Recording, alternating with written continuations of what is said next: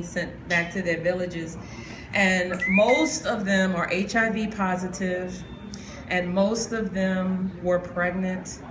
And I just recently read an article last week that says that the ones, especially the ones who are pregnant, are being ostracized by their families and their community because they believe that these babies will be born murderers, that they'll be born and grow up and kill them. They call the babies the wolves who will kill the foolish dogs or something like that if they allow them to stay and live into this community. And so these girls have just gone through. So these two poems, A Song for Nigeria and then Our Girls Are All Taken, are like two poems that go together that speak to this issue. So, A Song for Nigeria. Did you create my rib cage, a cradle of bone to hold this ache in the center of my chest? A small animal with teeth sharpened, endlessly gnawing at my tender heart. I guess what I'm asking is, where are you? Have you turned your face from us, not in anger, but perhaps in shame, like a deeply disappointed mother? Where are the miracles, the kind that defy logic and laws of nature? The ones that shock and awe. Miracles not of donkeys that speak, but of bullets that would rather dissolve than enter the body of a child, small and sleeping, curled at its mother's breast. Our girls are all taken. Unless the stained glass shatters, the children will never learn to fly. Who will teach them to lift thin limbs, to push lean faces into wind and sun, to rise above the binding ropes that tether the rest of us? What the eye sees, the mouth must speak. Otherwise, who will teach our children the ancient words for be covered in the dust of yellow, or hands spoon the liquid blue, or forgiveness? This life is messy. What I mean to say is this life is a message. Please don't turn your backs on the blackbirds. They hardly ever sing anymore. Their hearts have become hard as hammers. Their throats reed thin and constricted. Have mercy. Pray. What the mouth says, the eye will someday see. So if anyone asks, tell them the girls have already been taken with flight. Tell them our dark-skinned boys will soon follow.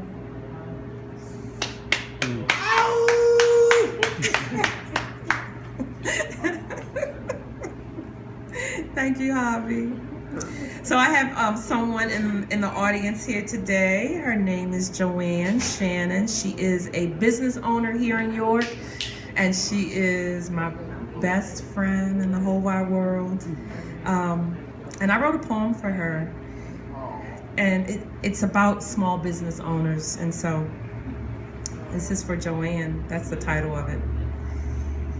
We shuffle along neighborhood sidewalks, oblivious of pioneers who live among us. You have always lived among us. The way you build businesses more like paragons of sacrifice, towering high above the city. It's downright magical the way you abracadabra hopes and hard work into bricks and mortar. Raise modern day monuments that bring grace to our street corners. You have always blazed paths, sometimes gone unnoticed, though not by me, for the rest to follow. And some of us will follow. I see you. I see your lights burning late into the night like midnight's oil caught fire.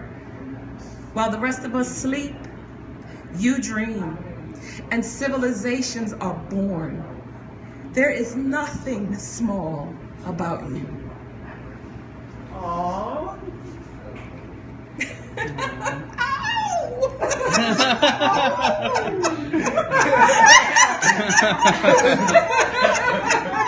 Oh God.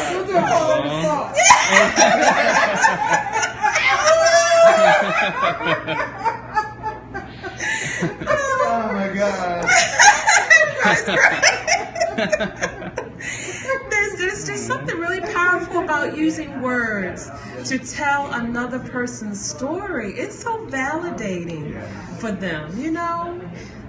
So yeah.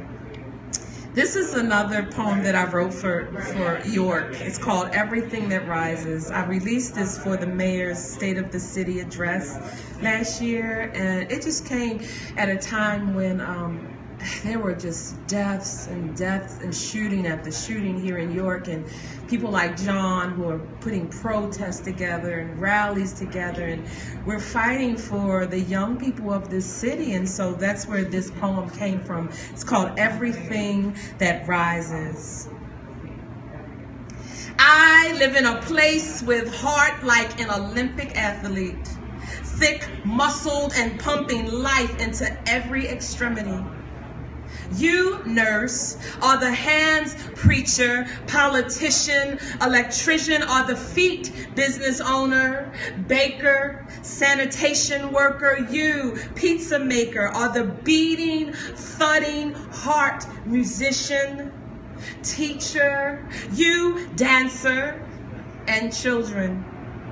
Yes, the heart and the place where I live is its children. I live in a place with breath, like the breath of the strongest God, and he is blowing like Katrina's baby sister. All that force without destruction. Winds of change.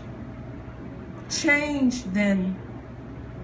A summer ago, like 150 years, and only just yesterday, we held our breaths between gunfire and grieved the loss of our children. But that was yesterday. Today, we dust ourselves off and we rise. What rises must stand. What stands must be planted. What is planted must blossom. What blooms ushers in re-beginnings. A Jesuit scientist once said, everything that rises must come together. Rise then, stand, come together. Our children are restless and waiting. And my dreams, I live in a place where there is no division. We are already one, and we are always coming together. Our hands linked like fences with no exit. The only way out is forward, and we are moving. In the place where I live, we are always moving forward.